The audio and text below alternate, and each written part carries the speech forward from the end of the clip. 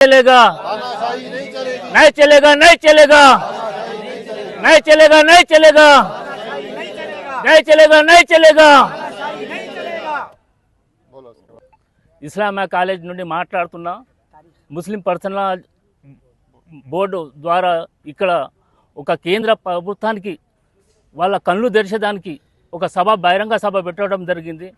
Doctor Ambedkar గారు మా 75 సంవత్సరాలలో రాజ్యాంగం పరంగా రాజ్యాంగాన్ని ఒక కనుమరుగు చేస్తున్న మోదీ సర్కార్కు ఒక కనుమరుగు తిరగాలి.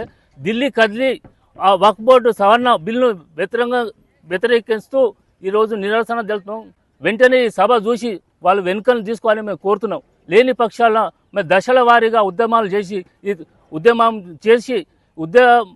చేసుకుంటూ ఆ నిరసన తెలుపుతూ వాళ్ళు ఆ బిల్లు అయితే ఉందో వ్యతిరేకంగా ఉన్నదో రిటర్న్ తీసుకునే వరకు మేము ఉద్యమం ఆపం. ఎందుకంటే తెలంగాణ ఉద్యమగడ్డల నుండి ఈరోజు మొదలుపెట్టిన మా ముఫ్తీలకు కానీ మౌలానా గారు మా కృతజ్ఞతలు తెలుపుతున్నాం. అలాగే ముఖ్యంగా మా ముస్లిం సోదరులు, మా మహిళలు, ముఖ్యంగా ఏంటంటే యువకులు కూడా రావాలి.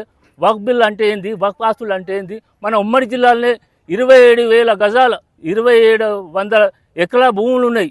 అలాగే 2,500 మస్జిద్లు, దర్గాలు, మదర్సాలు ఉన్నాయి. అవన్నిటి కూడా కాపాడుకునేదానికి మన యువకులు కూడా ముందుకు రావాలని కోరుతున్నాను. ఇది సభ అనేది యువకులకు మా వక్ఫ్ బోర్డు ఆస్తులు ఏంటి దాని గురించి చెప్పేదానికి మా మత పెద్దలు కానివ్వండి, మా ఎంపీలు కానివ్వండి, వీళ్ళందరూ వస్తున్నారు. కాబట్టి మా మైనార్టీ సోదరులకు, ముస్లిం మహిళలకు, ముఖ్యంగా యువకులు రావాలని కోరుతున్నాను.